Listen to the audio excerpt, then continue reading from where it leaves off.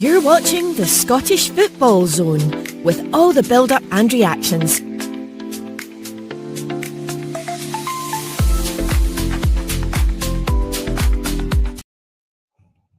There we go then. Full time at Tynecastle this evening, and it goes away of the Edinburgh side. And the final score was Hearts 2, Rangers 1, and that was your game of two halves. Because obviously Rangers dominated the first half, Hearts dominated the second half as well. Joined tonight by Robbie Collins, hopefully joined by Graham. In fact, in comes Graham. Now he'll be. Yeah! Get in there! Come on! Get in there! I think he's celebrating because he's on the show with us, Robbie. I'm not actually sure. And Reagan will be with us soon as well. So, first of all, Graham, it's a stupid question, but how do you feel after that performance? Oh, mate, I'm buzzing. Can you tell? That was... Wow, that was stressful. I mean, the last few weeks I've felt the same way, stressful. But that today, I wasn't thinking that first half. I thought, yeah, this is not going away. This was a very different reaction at half-time. That first half was so poor. I thought we were miles off the pace. We just didn't look at it at all. Rangers completely dominated that first half, to be honest. And even though the goal was deflected, it was probably deserved at the time. But in the second half, just a complete role reversal. Whatever McKinnon said at half-time, it worked. We were the far better team second half. As they say, a game of two halves. That second half was so much better. Bringing in Blair Spittle on, changing formation, we just looked so much better. And we did what we should have done in the first half. Put pressure on the Rangers, make them have to defend, which we didn't do in the first half. So yeah, just a far better second half, and that win. I think I've said this for the last few weeks. That win today feels absolutely vital. It doesn't knock Rangers out of it mathematically, but I tell you what, momentum-wise, that is massive. Robbie, we were saying in the group chat at half-time, a game of two halves, Rangers were dominant in the first half, but I mean, Derek McInnes must have kicked some backsides at half-time. He certainly did, and it's a well-deserved win for Hearts. The biggest league game, you'd argue, in 40 years, and Hearts have stood up to the pressure multiple times. Michael, I've said this season I don't think Hearts could handle it, and I've been proved wrong every single time, and Graham will be loving every single setting there, and he should continue to do so because Hearts are slowly getting there, Graham, as much as you'll not like me saying that, they're slowly getting the hand on that trophy. It feels like a win that not only knocks Rangers at this title fight, but pushes Hearts 10 times closer to the title come the end of the season. And there's still a long way to go yet for Hearts and Celtic, as we'll probably discuss in the coming weeks. But that was everything bundled into one of how good a season it's been for Hearts. The atmosphere before the game, the Hearts song before the game, getting right up for it. I know the first half didn't exactly go to plan, but Derek McInnes being brave enough to make the changes, bringing on Blair Spittle, who I thought was probably my man of the match, to be honest. What a phenomenal player he ended up being in that second half. Completely flipped the game on its head, and Hearts deserved the 3 points. I'm surprised Graham's somehow here, and he's not in a pub in Gorgie somewhere going off his stuff right now, because I would certainly be. But no, it was a massive win for Hearts, and look, that's where you need to start, because we can go on to Rangers and we can go on to the sorrow that the fans must be feeling there at the title race now. The Rangers will not be winning the league this season. Question marks have got to be asked about Danny Rowe, but we can get to all that. Shankland, what a player. What an unbelievable player Lawrence Shankland is. You could not ask for anyone better in football right now to be in that position. He was there. He finished it beautifully, by the way. The player that Rangers could have had last season, the sure shortlisted for him, but apparently he couldn't run enough, which is ironic because he runs onto that ball to score the second goal. So, full congratulations to Hearts. They deserve that win, and it's a 2-horse race now instead of a 3-horse race. Yeah, I know. Obviously, Rangers make a brilliant start to the game, Graham, as well. They were. I thought they were winning the midfield completely in the first half. But I mean, obviously, Robbie was saying we'll touch upon Hearts first because they deserved it. McInnes made the subs at half time and it worked for them. I mean, I thought the team at the start was quite bold. You know, I thought Islam Chesnikov coming in was a brave move because he hasn't really offered a lot. And again, I thought first half we looked a fish out of water. I don't know what he was trying to do in that first half. He was all over the place, but it wasn't just him. I thought, obviously, he got the player of the season yesterday, Claudio Braga. And today I actually thought was his worst performance from us. And I love Claudio Braga, but I thought he was really poor. And just nothing was going away first half. I mean, Rangers, not just midfield battle. I thought they won every battle all over the park. They were just far better. They looked more up for it than us, which I really don't like at all. We just could not get a grip at all of that midfield or anywhere. I thought we were okay defensively. As much as Rangers were on top, they weren't really creating a lot of chances. But for us at home to not have a shot on target in that first half, there was a chance early on for Craig Halkett with the header. I think he probably should do better. I think he should keep it down. But apart from that, it was just, we just did not look anywhere near the level we have been recently. And like I said, the second half, whatever McInnes said at half time, it clearly worked. They must have a rocket at half time because that second half was a complete role reversal. Everything that we didn't do in the first half, we did in the second half. We were pressing, we were harrying, we were winning battles all over the park that we just didn't do in the first half. And Robbie's right. I mean, Blair Spittle, I thought he was a bit harshly dealt with it the first time when he wasn't starting after the goal last week. But I thought today he came on and he was absolutely fantastic. He got to grips in midfield. He's always looking to play forward passes. I thought he was brilliant. And Stephen Kingsley's got a goal and an assist. And the goal from Shankland, I mean, seriously, what a finish that is. The pullback from Kingsley's quality. But that finish from Shankland, the power he gets on that, Butland's got no chance. And actually, we were a bit unlucky not to get a third goal with Blair Spittle with a really good effort. It's a fantastic save from Butland, actually. If that goes in, it's game over. So the second half was exactly what I want to see from Hearts. The first half, not quite so much, but fair play to McInnes. I was ready to slaughter him at half time, but fair play because he got it right second half. He changed it, and it made the difference on Hearts. I think Robbie's right. Based on the second half performance, I think we deserve to win the game on that because I thought second half we were so much better. Derek McInnes showed why he's, in my opinion, the best manager in Scotland right now because the awareness to make those changes, it's something that Danny Rowe does today. Look at the way Danny Rowe changed the game. Far too late to make the three changes when they did.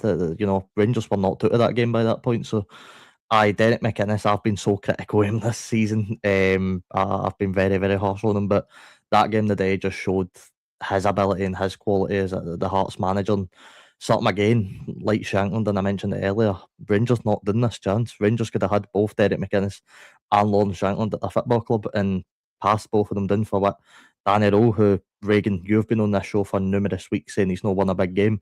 That trend continues. Yet again, the big moment, the big chance to go and get his team back into this title fight when they're 1-0 up at half time and they absolutely crumble. I mean, Mike, it was great to be on, mate. I thought Rangers were superb first half. They totally dominated the midfield, but second half, Hearts just totally dominated them. Second half, I don't know, it was just a mentality thing for me. I think as soon as Hearts got that first through 1-1, it just felt like there was only going to be one winner. And I don't know why, but for me, Nico Raskin and Mikey Moore were the only ones actually doing something in the game for Rangers, and Danny Rose takes them off. I just found it so strange. He panicked. He absolutely panicked by chucking on, as Robbie said there about leaving it late. He ended up throwing on Asgard, Nadiri, Majolski, and just basically putting the ball in the box. There was no real game plan. It was just, let's just launch this ball in the box and hope that something happens. But to be fair to Hearts, we defended so well. Kingsley, McCart when he came on, Steinwend, who I've been critical of, Finlay and Halkett just won every single ball in the air. They were brilliant defensively. Because do you know the sad thing for Stuart Finlay and Craig Halkett is that Steve Clark was there, but they'll not be in the Scotland squad. That's for me a disgrace. I've said it before. Craig Halkett should be in that Scotland squad. I thought he was brilliant today. Defended everything. So good. It'd be very harsh to no pick Halkett or Finlay knowing the Scotland squad. I think He's that not going game to pick proves. him. He's He not going to pick him. I'd be surprised if he wasn't thinking about picking them after the day's performance, to be honest, for the pair of them. I thought they were excellent. I thought, but to be honest, you can give the whole Hearts team credit. The way you can, if you're playing Rangers or Celtic any time in the season, you can buckle under that pressure. You know what I mean? When Rangers are 1-0 up at the first half, you can go into the second half and you don't get gone and you don't be able to get it gone. And I thought that was one of the frustrating things of the first half with Hearts. So many times where Tavernier and Sterling are pushing up, putting real pressure high up a pitch, and Hearts only putting balls in behind the wing and behind for their wingers. Just wee things like that. If Hearts take advantage of stuff like that, the game probably could have been put to bed by the first half, because I thought Rangers were better in the midfield, but defensively Rangers are a million miles off it. They're really, really bad defensively. I thought Giga looked really ropey at points. And I mean, look, ultimately it doesn't matter because Hearts managed to pull ourselves together in that second half and show why they are still top of the league. Graham, you must be loving it, because every pundit, every media outlet, every single person that watches Scottish football this season has continuously said, "Oh, they'll fall off at some point. They'll do in Aberdeen. They'll not be able to see this out." You're now 3-4 games after winning the title. I mean, you've held it together brilliantly. The thing is, I understand it, because I think a lot of Hearts fans like myself have kind of thought, right, okay, we went top in September. I think a lot of folk thought, right, it's a laugh. It's good for Scottish football. It's not going to last. And I get that, because it's Hearts. It's something you've not seen for a long, long time. But then the more it's gone on, and the more that Hearts keep on winning, the more you actually start to think, actually, this could actually happen now.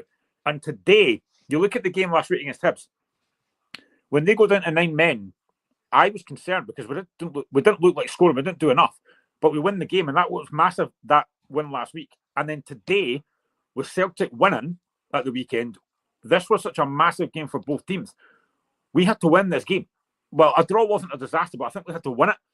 So to have that mentality, to come back from a goal down again, I mean, it's the 4th time in the last few games we've been behind. But this team has got something about it where they just do not buckle. They do not give in. They go again. And you saw that in the second half today. It was very easy at 1-0 down and not playing that well to put their heads down and think, well, that's it. But they don't. They come out second half. They show fight. They show character. The finish from Shankland is absolute top quality. And you have to give Hearts credit because, again, you mentioned it there, a lot of pundits thought Hearts were going to fall out of this. And I do get it because it's something we've not seen before. But the mentality of this squad, the mentality that McInnes has got in this team, I heard a player weeks and weeks ago, I can't remember who it was, but it was actually McInnes. And he basically said we would run through a brick wall for him. And you can see that in the second half. Every single player left everything on that park in the second half. And it's just to be, I can't believe I'm actually saying this, but to be 3 games from a title is beyond anything I could have hoped at the start of the season. Because my hope after finishing 7th last season was just to get back to 3rd place, get European football. This is beyond anything I could have thought about. And now you're actually thinking, and again, if we got Motherwell next week and win, and Celtic and Rangers maybe draw, we could potentially win the league against Falkirk at home. I mean, that is just, it doesn't even bear thinking about. Like, I thought today was hard enough, but oh my word, that's just incredible.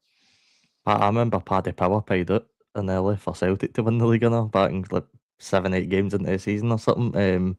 But I mean, you're saying you've run through a brick wall for McInnes. I'd run through a brick wall for the Tony Bloom celebrations every week because that guy, he is so passionate about the club. You can see it in him. He wants them to succeed. He wants every club that he owns to succeed. And honestly, if you're looking at owners to have backing your team, you'd want Tony Bloom every day of the week. I was just going to say to Graham, all right, obviously we're going to talk about the game, but do you think the pressure will be on Hearts next week? Because this is the first time Hearts has played first after the split. Obviously, they played catch-up Celtic's league, and Rangers has played before them. Obviously, Rangers have played Hearts tonight, but Hearts playing it Saturday night before the Old Firm meet at Parkhead. So do you think there'll be any pressure on that Saturday for Park? I think there's been pressure every week. We've had this before when we've played before Celtic and Rangers. I think there's massive pressure next week. But you know what? I think that's a good thing because you look at next week and go, look, if we can take care of Motherwell, which will not be easy because they're a very good side, even though they can have fallen a little bit. But the prize at the end of that is massive. If you go to Motherwell next week and win that game, or even draw it, Yeah, draws a good result. you've got a big opportunity to then go to Falkirk game and win the title. So I think there's maybe less pressure on now because of the fact we've won today. We're 7 ahead of Rangers, 3 ahead of Celtic. The pressure for me is on Celtic and Rangers next week because that is massive. But if we can go to Far Park and get a draw, I think that's not a disaster. See if Hearts go to Motherwell and get a draw and Celtic lose the Old Firm, could you still win it against Falkirk on the Wednesday? Yeah. Yeah. Because now you're looking at Rangers probably playing to stop Celtic winning the league at this point. That's for me. Rangers have one more cup final this season, no 3 now. They've got one, and I think they'll be putting everything into that Celtic game. But whether they've got enough, I don't know. Because we'll speak about Rangers later, and I've probably got a few interesting points on Danny Rowe, to be fair.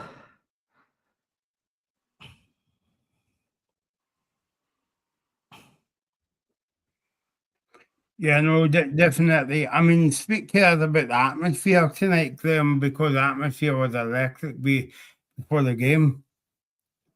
Absolutely superb. Do you know what? See having Colin Chisholm there. Oh, he was amazing, wasn't he? Singing that Hearts song at the start was just fantastic. It's done it a couple of times now, and it's just the atmosphere didn't need ramped up, but that just ramped it up even more. What a fantastic atmosphere at the start. The mass twirly, Colin Chisholm singing the song. It was an unbelievable atmosphere. It was kind of flat in the first half, though, because of how badly Hearts were playing. And then second half, as soon as we equalised, it just went up again. And you could see the reaction after Shanklin scored. I was going absolutely ballistic in my house. So was my laddie. I think my wife probably had a heart attack given the amount of times I jumped up my chair and started shouting. But seriously, it was just incredible. And this is what football does to you.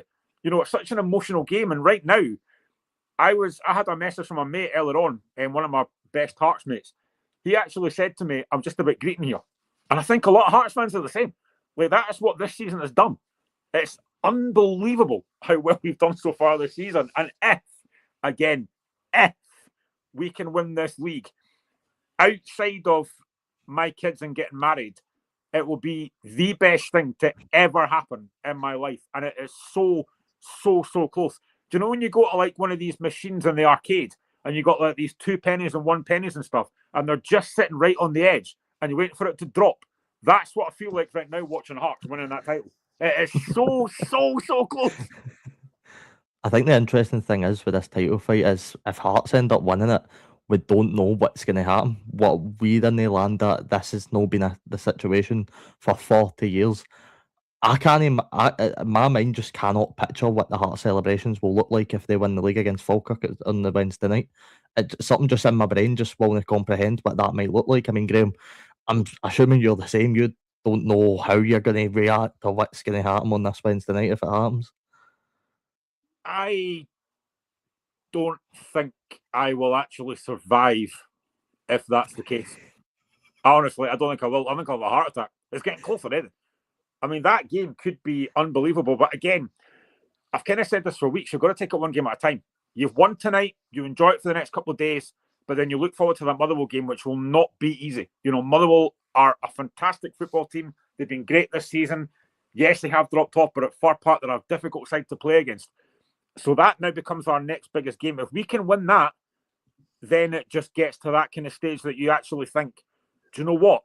That Falkirk game could potentially be a title winning game.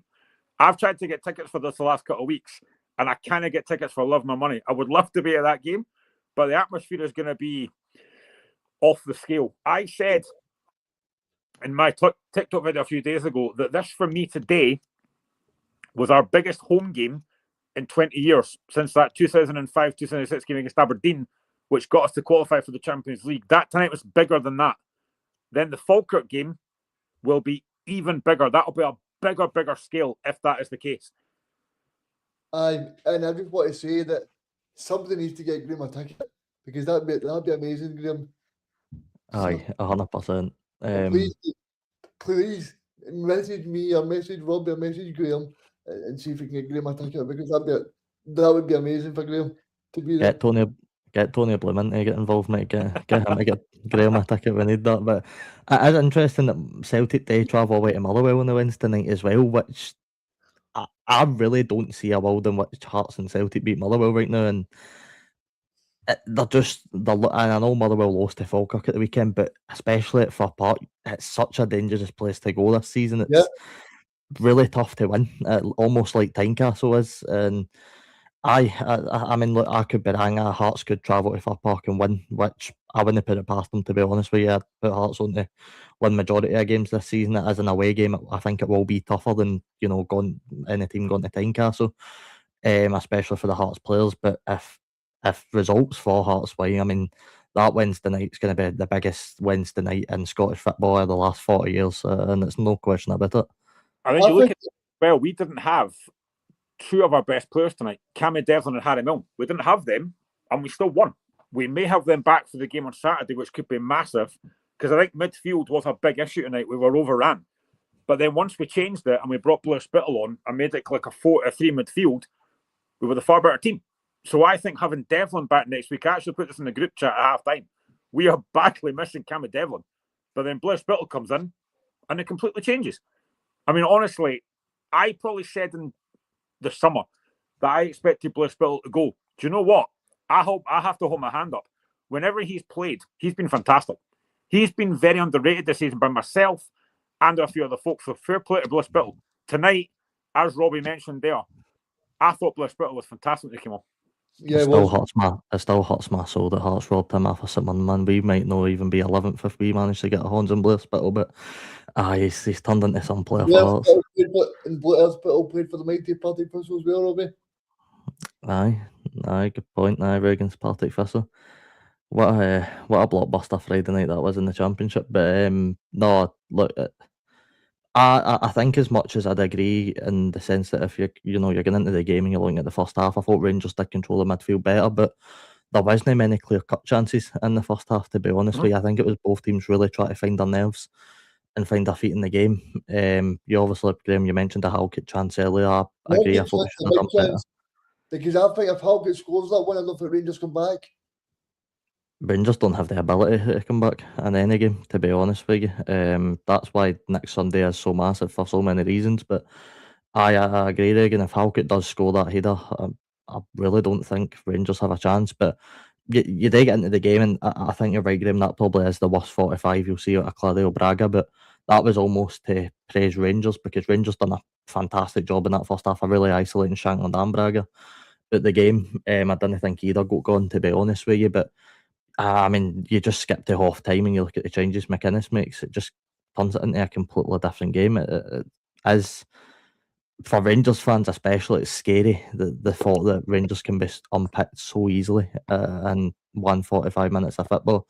Something that really does put a question mark here, the manager's future and some of the players' futures, to be honest with you. I thought Tavernier was awful, to be honest with you. I thought he was really bad at points. He gave away the ball so cheaply at times. He just didn't look like he was up for the fight at all. And that's your captain. That's a guy that's trying to win this league before he leaves at the end of the season. And he just doesn't seem to care. Which, if I was a Rangers fan, I'd be ready. And one thing we actually didn't speak about, after the game, Nassar Jiga smiling to the Hearts players after the game. See, if I was a Rangers fan, I would be gone ballistic at that. You've just lost the game, which inevitably knocks your chances of winning this league. Rangers, in my opinion, won't win it now. And he's smiling to the Hearts players. I don't know. If I was Danny Rowe or even Tavernier, I'd be fuming. I'd be putting them down the touchline to tell them to get in the tunnel, to be honest with you. That is really unacceptable stuff for me.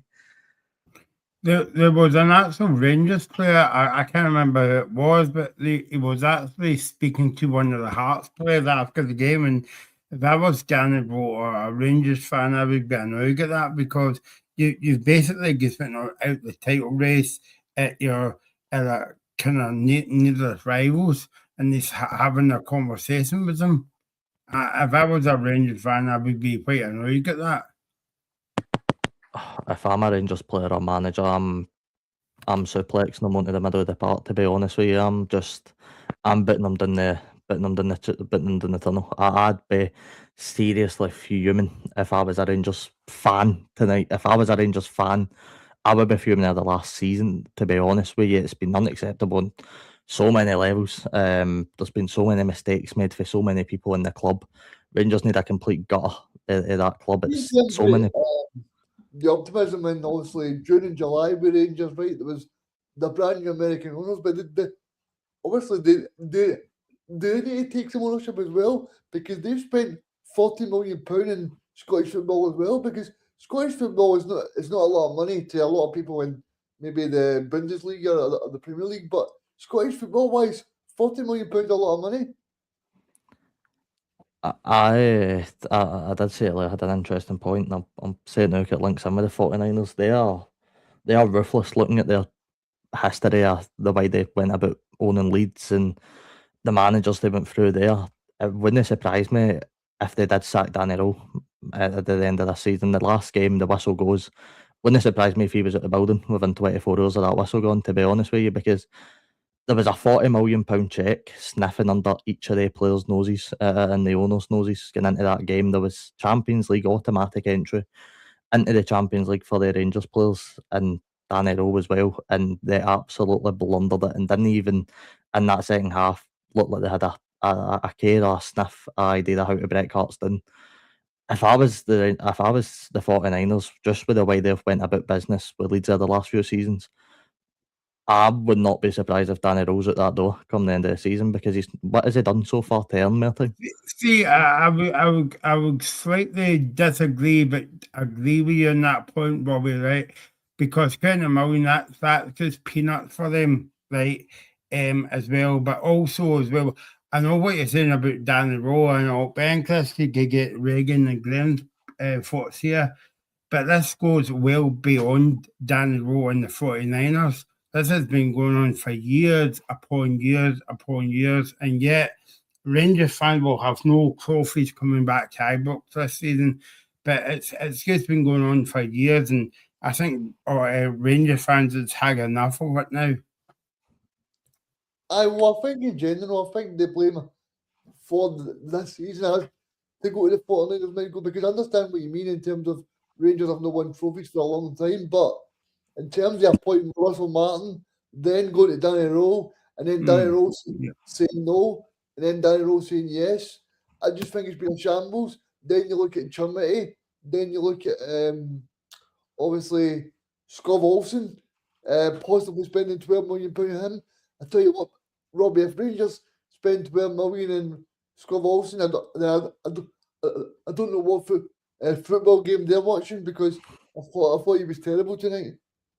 If Rangers want to spend 12 million on Skov Olsen, you can spend 20 million on Mika Mandron at St Mirren and get the same type of result. I mean, he is a seriously really brutal player to watch at times, but you just look at the knock-on effect that it's had since Gerrard left, really. I mean, since Gerrard left that football club, and by the way, there was points in Gerrard's tenure where he probably could have been sacked. I mean, they were on some really horrendous runs at times, and he left a good foundation, but it's really not been built upon. And I really question, and Reagan's been banging on about it for weeks, I really question if Danny Rose can win the big games at any point. I mean, look, Michael's right in a sense, because as I said earlier, the Rangers players need gutting. There's a lot of players that need to leave that football club and be replaced because they're not good enough. They've not got the mentality to be a Rangers player. I mean, you're looking at former Rangers players.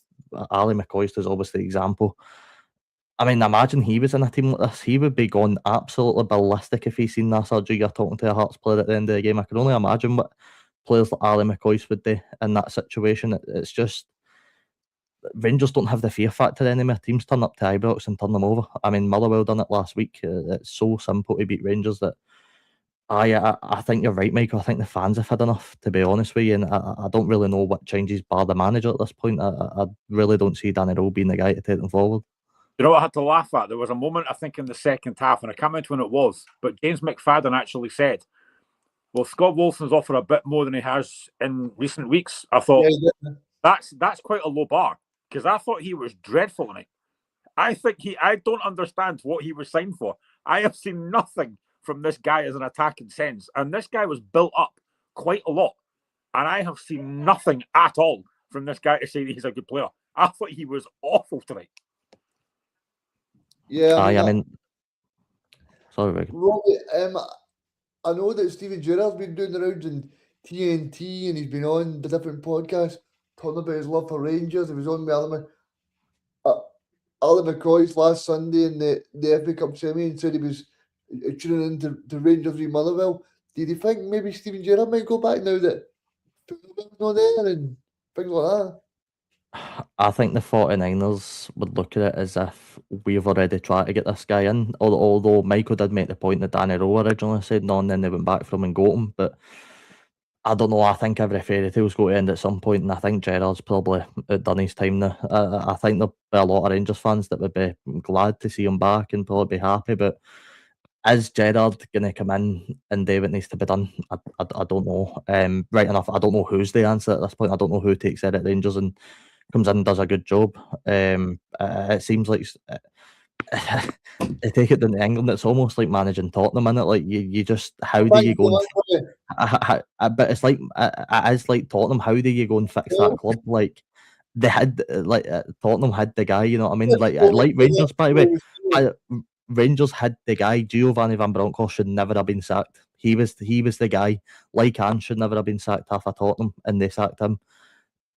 The same situation, but Rangers have had the guy in the dugout and they sacked him. So I don't know who takes their Rangers, but you cannot have another season finishing third because Rangers will finish third this season. That's done and dusted now. Rangers don't get back into this unless an absolute miracle happens, which I don't see it. So Rangers now are going to be third place, which I don't think the 49ers are going to want to keep that in their CV very long and hold that about as a good achievement because that's unacceptable in a league that's meant to be a two-horse race and Rangers have finished third in that two-horse race. That's unacceptable.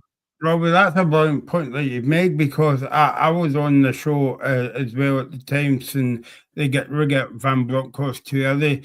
And by the way, and Rangers were only a penalty kick away from winning the Europa Cup.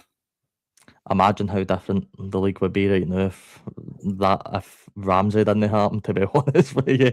I could only imagine how different the league could be now. But no, look, yeah, this stream can't all be about. We need to go back to Hearts because this is so fascinating. I'm as a neutral point of view, trying to steer away from the bottom six because I don't want to talk about it.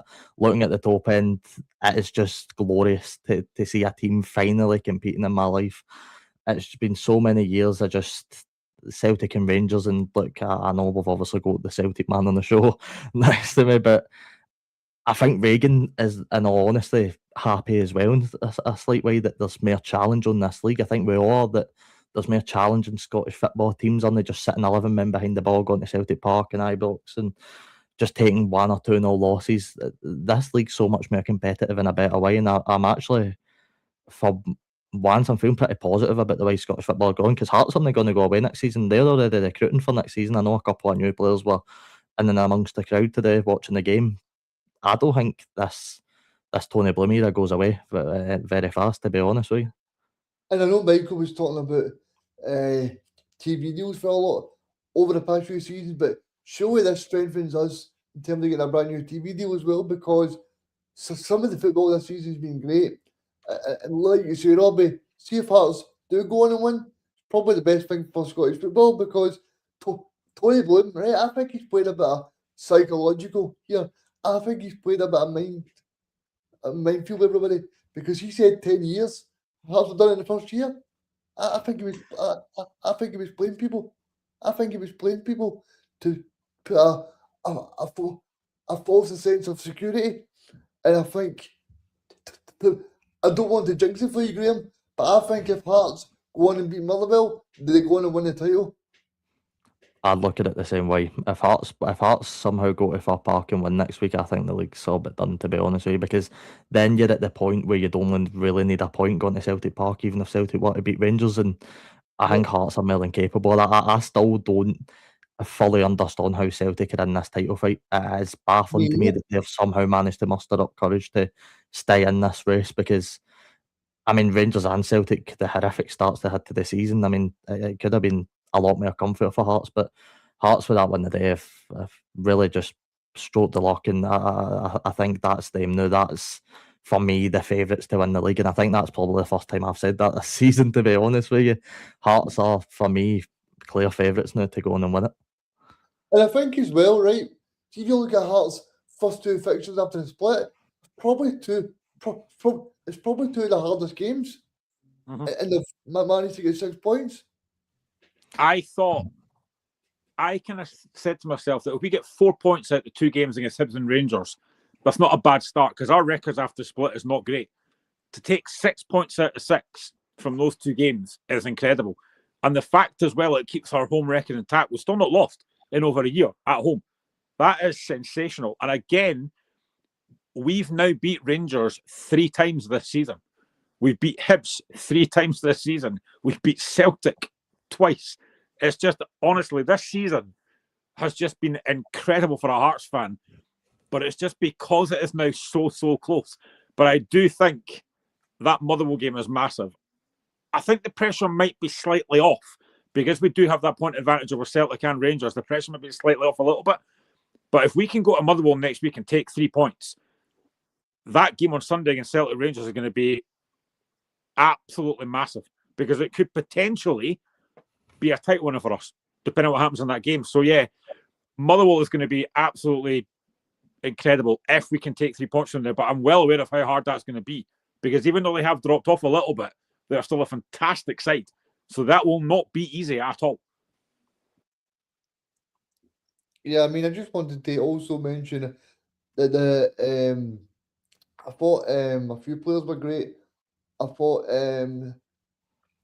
obviously Swalov and goal. I thought he was, as much as he didn't have much to do, I thought he actually done really well, especially for first half because he had a lot of obviously Rangers had a lot of territory and I felt he dealt with his bogs pretty well.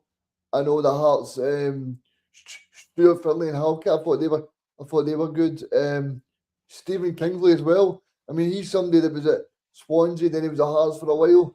But to come up with that goal as well was special for him. And I think in general, and Shankland as well. I mean, me and Michael spoke about this for many years, but if Shankland is no starting for Scotland, then we need to have serious questions because he's absolutely brilliant. He's so good. I said weeks ago, Shankland could score 10 goals between the split and the end of the season. He's got 1 now, and he was really good last week as well. I said Shankland could score 10 goals, win the title, and he still won't start against Haiti. I've said that. I know he won't start. He should, but Steve Clark was at the game, and if you can't see that Stuart Finlay, Craig Halkett, and Shankland should all start for Scotland, then I don't know what, because I know Steve Clark's a very good man and he's a very good football person, but me watching it on the telly and me watching Hearts all season, they 3 players have been a great spine for Hearts to build on. I do want to Mark Leonard. I thought Mark Leonard was really good today, especially started to really dominate midfield. He was taking the ball from the back line, trying to make forward passes. I think since he's coming in January, he's been really, really good. I thought he was good again last week, but I thought Mark Leonard was really impressive today. It's the simple stuff. Mark Leonard does the simple stuff so well, and it makes it so easy to watch. And that's where I feel like Danny Rove really lets his tactics down. Nico Raskin should be that type of player that does the easy stuff, but he does it well. And yet he tries to play him as a number 6. I'll never get it. But I mean, that Shankland goal, I don't think people realise how good a finish that actually is. Like, that is astonishing the way he's managed to finish that ball. And that alone should get him the starting spot versus Haiti, because I don't think any of the other Scotland strikers do that, to be honest with you, in that situation. So, Shankland's found that bit of form again this season where, Graham, I remember you were speaking about it earlier in the season, sort of getting into the start. There was question marks whether Shankland was going to be staying at the club, but there was question marks whether his heart was still in it. I mean, I think you've seen it full time. His heart's definitely still in it because he just cares so much. I think the reason that Shankland stayed was McInnes. I think McInnes had a lot of words with him before, like during the summer and stuff, and said to him, like, what's going to happen at Hearts, the players we're going to bring in. And I think Shankland's gone, yeah, fair enough. And this season, he has been phenomenal. Like, he has really stepped up. Last season, we all know, wasn't great for Hearts or Shankland.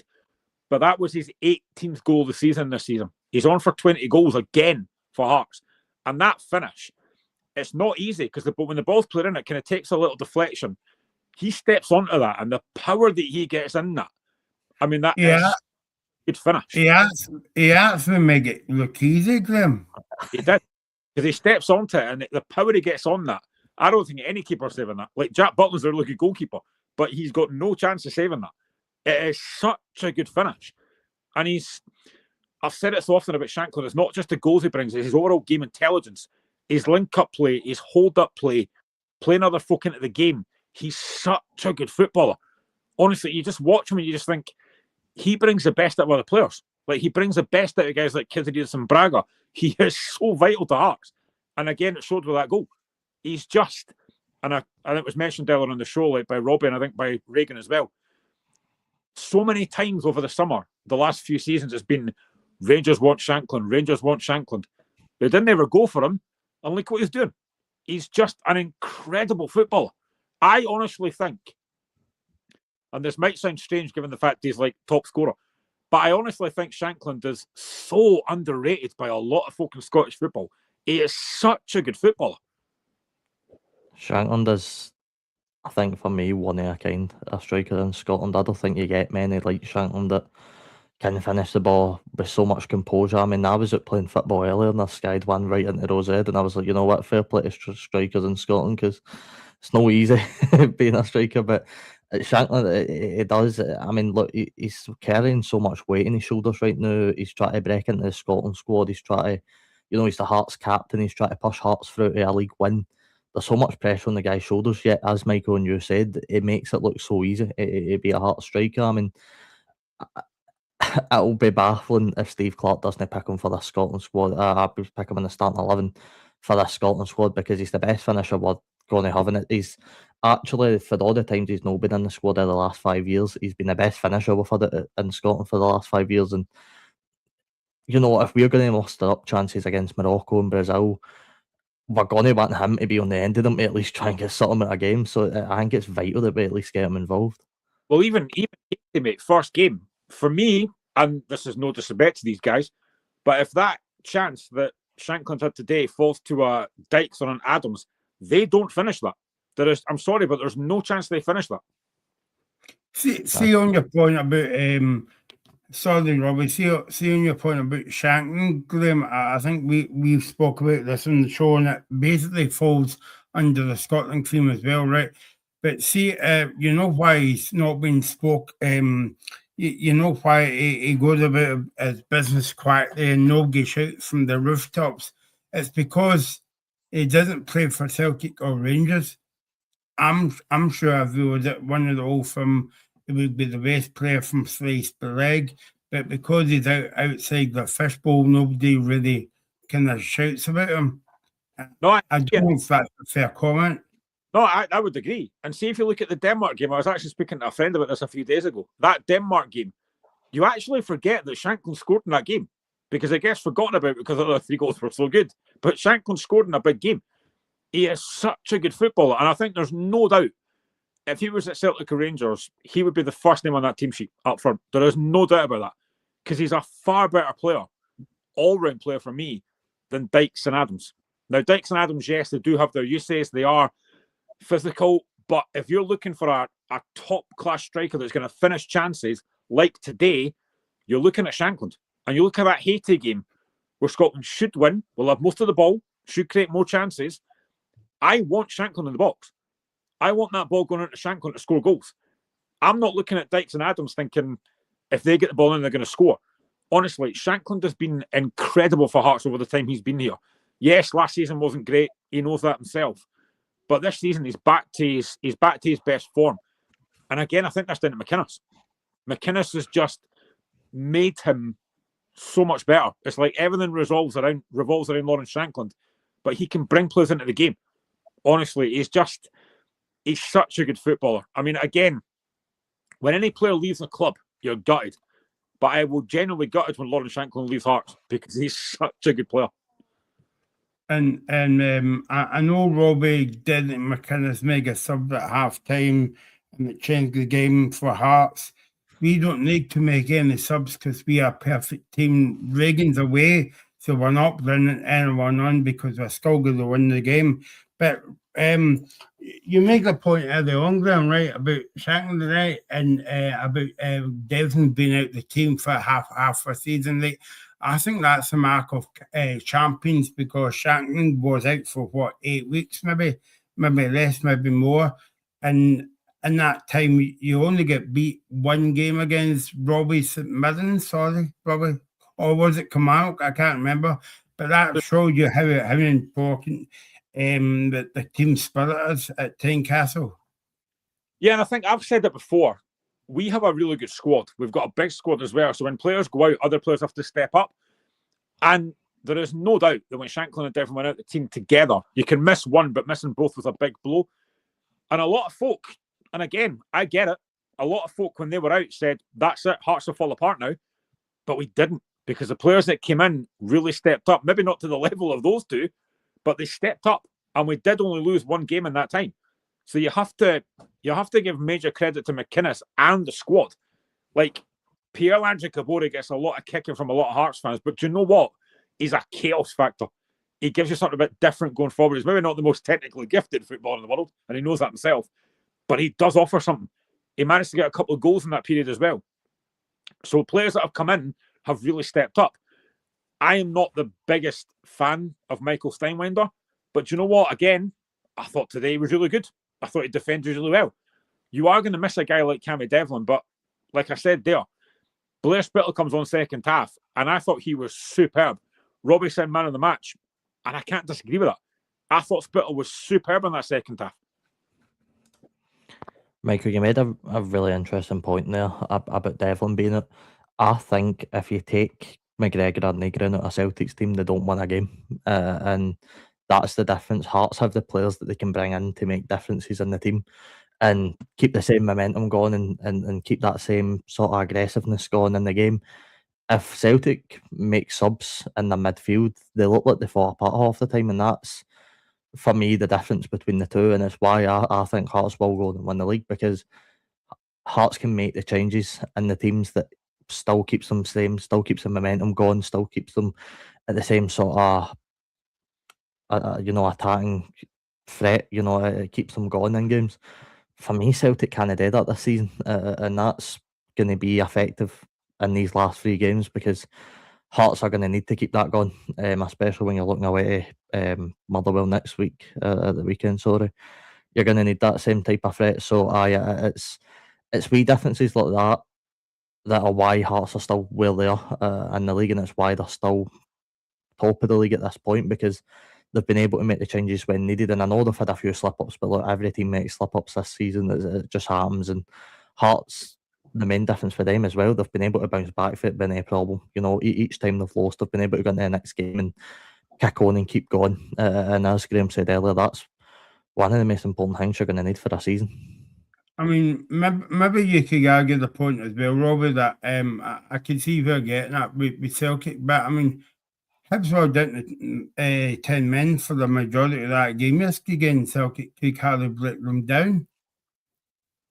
Yeah, it's a fair point. I think it's always difficult to play against 10 men, because Hearts struggled the week before with 10 men. It took 9 men for Hearts to go on and beat Hibs at Easter Road. So it is also difficult. I think Celtic, to give them credit, they have willpower, Michael. They have that don't give up attitude. We've seen that all season, but I think you see where Hearts are, where they are, because they've got that bit more. They've got the subs that can go on and make a difference. And I'm not saying Celtic don't. Celtic have some top quality players on the bench, we know that, but is it the strongest Celtic team in bench we've ever seen? I don't think so. I think they're a million miles away from a really, really strong Celtic team. So I think that's where the differences lie, and I think that is going to get Hearts just push them at the edge, to be honest.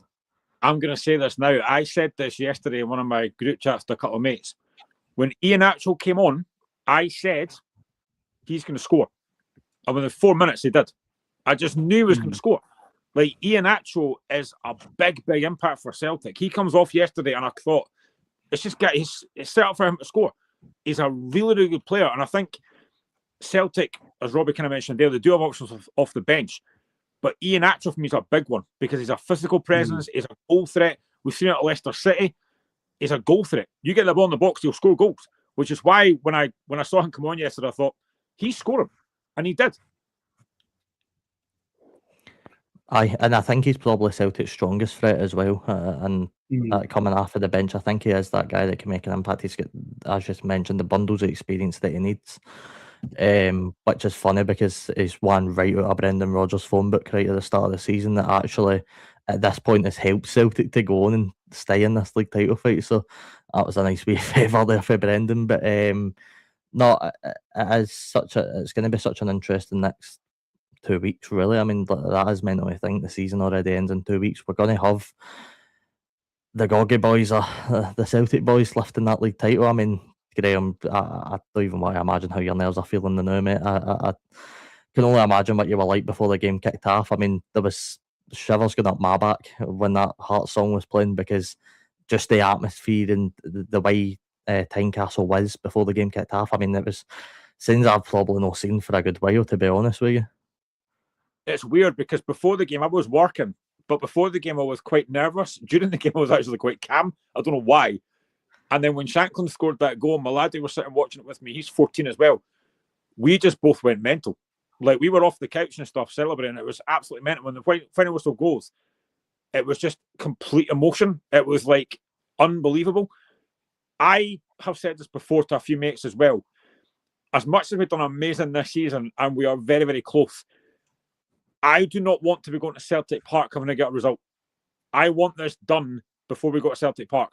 Because if we have to go to Celtic to get something, as much as we've been there before and won, I'm not sure we'd do that again. Because Celtic know how to handle pressure. They're at home.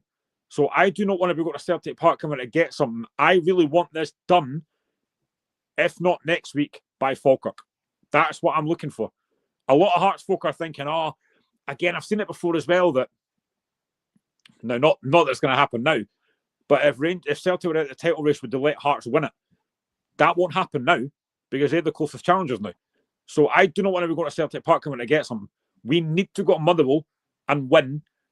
And then if that result, Celtic Rangers next week, is what we hope it will be, whether it's a draw, then we can wrap up against Falkirk. I don't want to go to the last game how I get something. I think it would be worse if Hearts had to go to Celtic needing a win.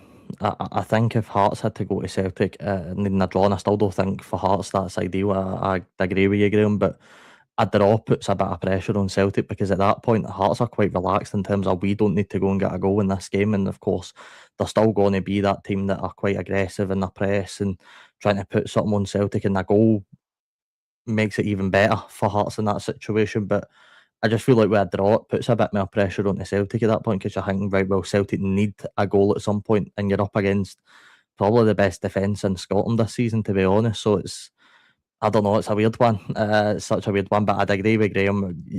The last thing Hearts want is needing to go to Celtic to get anything at the game. You know, you want this done for Falkirk. And I think that will still be a tough game because, you know, you forget Falkirk did put Hearts at the cup early in the season at Tynecastle, so they've been there and done it before. But that's the game, especially with Celtic travelling to Motherwell. That's the big key point there because Celtic will struggle at Fir Park. I don't think that'll be an easy game at all for Celtic. So, you know, Wednesday night, it's probably got written away at the biggest night of the season today, to be honest. I was obviously hoping, like a lot of Hearts fans, Hibs would get something tomorrow. Yesterday, I wasn't expecting it. But I know you did the show yesterday. I wasn't on yesterday. But that was such a weird atmosphere yesterday. Like, there was hardly any Hibs fans there. You saw the interviews before the game. People asking Hibs fans, do they want to win? A lot of them said no. It was such a weird occasion yesterday. I mean, I've never known a game like that in my life. Like, to be fair, Hibs, again, defended quite well. And they had a chance late on with Soto that probably should do better. But yesterday just felt like such a strange atmosphere. It was such a weird occasion. But Graham, would you, right, so obviously if the ball was in our suit, right? And you would want kind of like Celtic to win because you don't want your rivals to win. To me, that's not a real supporter. I mean, I can get it, but I don't. Look, I can understand. I can understand it, but if I was in that situation, or we were in that situation as St Mirren or Hearts or the team I support, Queen of South, I would never sit, I would never do that to my kind of my kind of like neither's rivals. So the Skinner's I'm a Skinner's fan of, because No, I completely get it. I mean, I think obviously Hibs fans hate Hearts more than they love their own club, which again I get. But it was, I'd probably a few folk actually just say to me they feel exactly the same way, other way around. They don't want Hibs to win the league, and I get that. But what I found really weird is that because Motherwell lost to Falkirk, Hibs still had a chance for European football yesterday. So it's a game they really had to win. And I think the challenge game in McGrath is just ridiculous. I mean, Alistair Johnson's going nowhere. What are you doing with that challenge? And it just meant they were right up against it right for the start. But it was just one of these atmospheres that was very, very strange, very subdued. Again, I've heard a lot of Hibs fans, actually, it was quite funny. Because after the game, Hibs obviously posted their full-time result, Hibs 1, Celtic 2. And underneath the caption, a Hibs fan, and it was a Hibs fan, he actually went, "Yes, you beauty." And I'm like, right, okay. But it was just such a strange occasion yesterday. I'm no one for conspiracy theories, but a guy getting sent off who's played 315 professional appearances for different clubs and never have received a red card, and he's Irish, is a bit concerning to me. But no, all joking aside, no, I couldn't imagine being in that situation. I couldn't imagine that situation. Luckily for me, my rivals are a tiny little irrelevant club, so they'll never be in that situation, thankfully. But no, I couldn't imagine going to a game and actively cheering against my own team. It would be so bizarre. I don't think I'd ever do that. And I think there was a point in the game, guys, that the egg on the tether when Celtic scored, the Hibs fans cheered, but I don't know if that was Celtic fans for the Hibs end or whatever. It was a bunch of Celtic fans right next to the away dugout. Hibs fans going, yes. The Hibs I think it's such a bizarre situation that it's never really been spoke about because it's never really had to happen before. But it's not happened in 40 years. I don't know what it was like back then when Aberdeen were in this fight. I don't know what other teams were thinking. I don't know what was going on. But actively, I mean, look, first of all, the stadium capacity that Hibs had was shocking for that game. I mean, they barely sold it. Really, really bad. Not even turning up to support your team when, as Graham mentioned, Motherwell were lost. Hibs are in with a chance of European football at that point. And you've got to give credit to the Hibs players because they did put in a decent enough fight. I mean, it's another red card. It's 4 in 3 games now. I don't know what David Gray's coaching into these players. It was a bit... Who was the team earlier? Was it Kilmarnock last season that just kept getting players sent off under McInnes, I think, and it just continuously kept happening. That seems to be the whole stick with Hibs right now, but I don't think they'll go on and get European football at this point, to be honest with you. I think it'll be Motherwell's. Where I'll give David Gray credit is he kind of said after the game, I can defend a few of the red cards, but I can't defend that one. He was very critical of McGrath because there's no need to make the challenge. Like, Alistair Johnson's out wide. He's not going anywhere. What are you doing? It was ridiculous. They must have thought he was wearing their green tap, to be honest with you, at that point. By the way, see before we move on, guys, as well, that I had Des Roach come on the show yesterday again. By the way, Des was on his helicopter tonight. He was standing by to come on the show, but thankfully the game pass was out in the VR instance. But what about that handball? I've not saw anybody saying yes, it wasn't a handball, it was a goal. But I mean, guys, what is the handball rule now? I'm not sure. I give up. I've said this numerous times. I don't think anyone knows what the handball rule is anymore. Seriously, 1 week you'll get it, next week for exactly the same thing, you won't. I seriously give up. I mean, Willie Collum at the end of the season is going to have to do something that says, right, this is a handball, this isn't a handball. Because it's just, we've seen it all season. Like, it's just, I don't know what's happening anymore. Honestly, I've criticised the standard refereeing so much this season, and to be fair, I never thought I'd say this, but John Beaton was actually okay today. There wasn't any controversial incidents. There was a potential VAR check for a Gassama, but it was. So actually, I'm really, really pleased that game today went off without any incident, because I was worried about that. But yeah, the handball rule, I said that so many times this season, no one knows what it is anymore. And it's the same in England. No one knows what a handball rule is. That's the one thing to get rectified. Sorry. Yeah. No, I was just going to say, sorry to cut across you there, Graham, but I was just going to say to you guys as well, but what's the point of the moment I've been there? Because obviously he's got two men in his ear, because a lot of people don't know that there's two officials in the VAR room, like saying, "Oh yes, it wasn't a handball" and stuff. But surely the ref is getting paid big money to make the decision. So why, if he wasn't sure, why not go over at the morning and check it? Aye, well, the biggest issue for me is it isn't even just happening in Scotland. Graham, I know you probably would have been watching. You got into Old Trafford yesterday for Man United Liverpool. The fact that they even took a look for a handball on that Man United goal was absolutely astonishing. The fact that that's even being considered to be a handball just says that the rule is all over the place. We genuinely don't know what it is. I mean, I want a 5-hour PowerPoint for Willie Collum at the end of the season, explaining what is and what isn't a handball, because we need clarification. Maybe no 5 hours, we're getting one. But no, the handball rule is is all over the place. But something I've just came across quickly before we wrap up. I've just read that Sky Sports are in a bit of a predicament, because tonight was the final of the 5 allocated picks at Tynecastle for this season. But if results were to go a certain way, then they'd maybe need the match next Wednesday against Falkirk to be broadcasted. I mean, do you not think they'd maybe fight for that, because it is a chance for Hearts to go on and win the league at that point? I mean, I don't know what you guys would think with that in that situation, because if there is a chance for Hearts to lift the league against Falkirk, surely you'd want it to be televised. Well, I heard weeks ago, right, when Rangers were still in it, right? Obviously, Rangers out it now, right? I heard they were actually going to televise the Celtic Hearts game and the Rangers Falkirk game in the one day.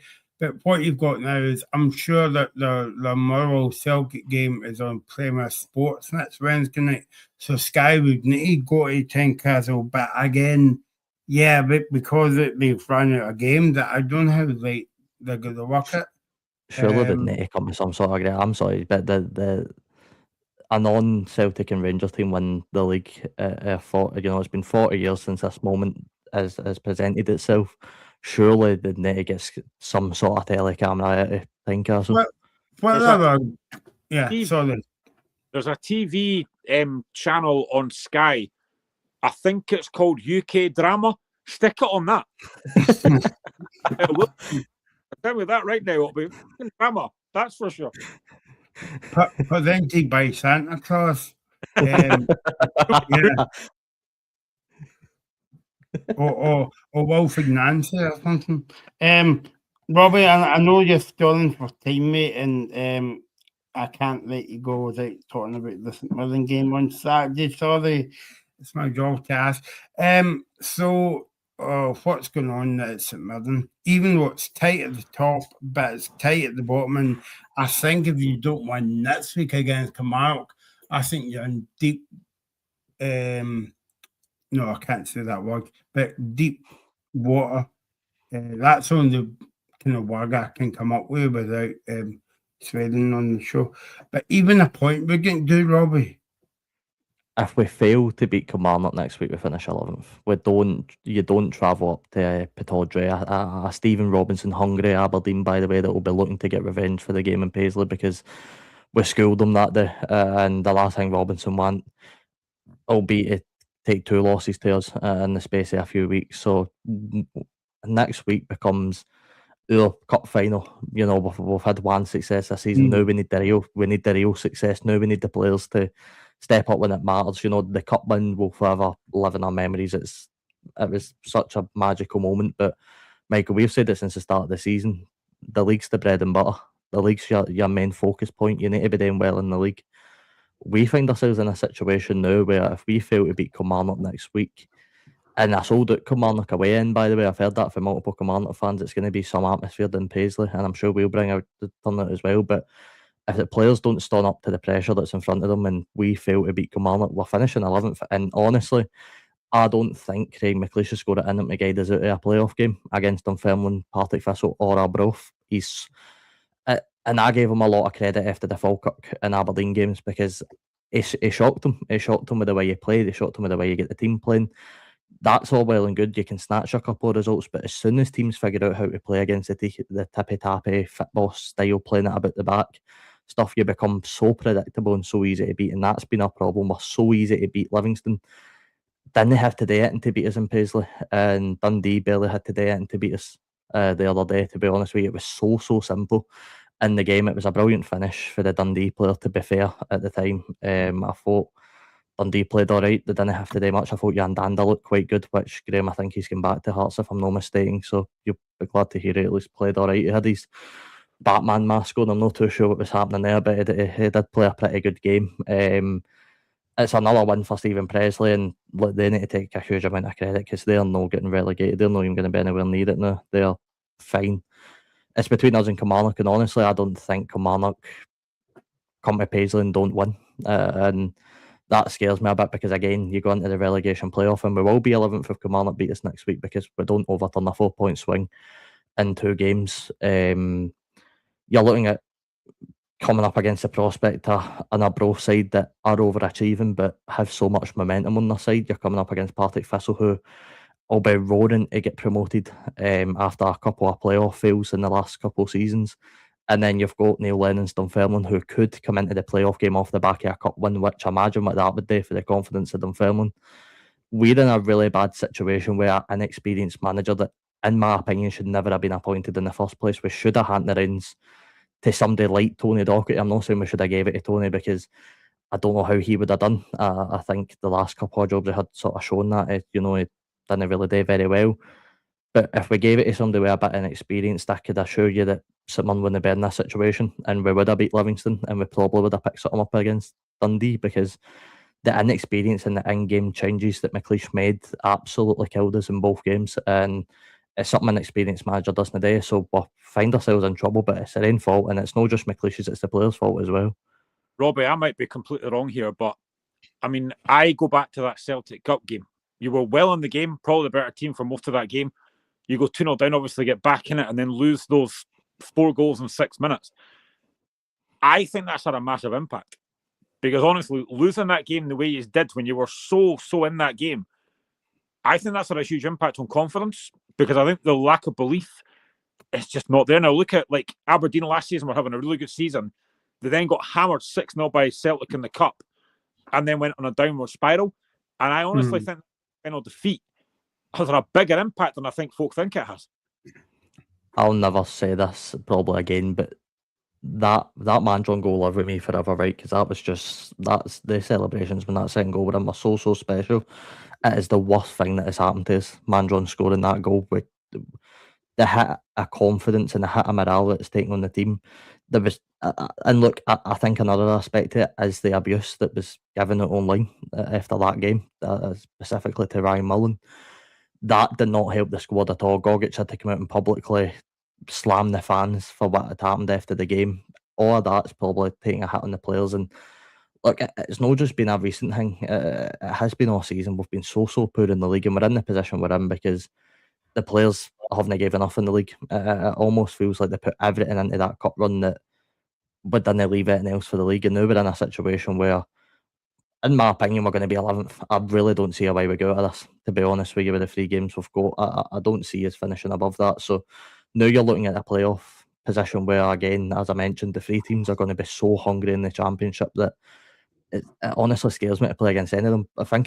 Imagine it was Partick Thistle. Imagine the wrongs they're going to want to put after what happened in the cup game in Paisley. I mean, they get done by a really, really bad VAR call. So I can only imagine what they're going to be wanting to do against us. So I'm no confident at all, to be honest with you. But that a bit of blame has to go to the board, and I've not criticised John Needham too much or Keith or anybody else at the club because they've done a superb job. But hiring a manager because the players want to fight for him is the complete wrong way to go about hiring a manager. You shouldn't be hiring a manager based on the players. It should be based on the board first and foremost and who they want in the dugout. See, the thing is as well, Graham, obviously we've not had you on the show to talk about this, and I mean, it's under the bridge now, he's away up to Aberdeen and all the rest of it, but I think you can go back further. I think Stephen Robertson's kind of like upset it as well. Like the team with what, 9 games to go and leaving, I get it, it's all for money. But also on that point, Robbie, I was speaking to Ethan and Stephen yesterday on the show, and we were saying it's amazing how when you think about Aberdeen won the Scottish Cup last season, St Mirren won the League Cup this season, both against Celtic, and both went back the way. Aye, both have went back the way. Look, again, the league form's been since game week 1. We've no kicked on gear at all at any time, to be honest with you. But I almost feel like you've sold your soul to win the cup in a weird way. You know, we've gave everything we had to win that cup. You're now looking at a situation where if we go to the championship, it's going to be detrimental. We're going to lose 9 players that are out of contract in the summer anyway. I think if we stayed up, there's a strong chance a few of them could stay. I don't see that happening if we're in the championship. I think you could maybe lose Killian Phillips to Aberdeen. You can maybe lose Gogic, which would be a massive, massive hit to us if we were to lose Gogic. You can lose so many different players. You're not going to get Shamal George back, even though he's been released. I mean, Michael, do you think sorry, Robbie, do you think Mark O'Hara will go to Aberdeen? Because the reason I'm asking you that is Robert, he followed Robertson to St Mirren from Motherwell.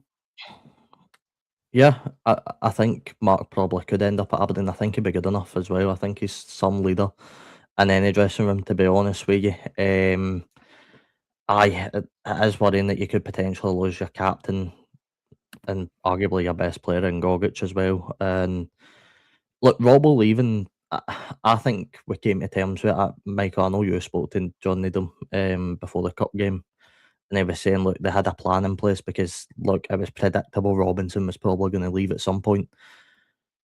But the way we've reacted to it... But no with 9 games to go, Robbie. I know it's all about money as well, but, you know, by the way, before you answer that, Robbie, fair play for John to come on the show, because he could easily come round and say, no, I'm not coming on the show. But before we started doing the interview, I said, are you okay to speak about Robertson leaving for Aberdeen? And he was totally upfront with it.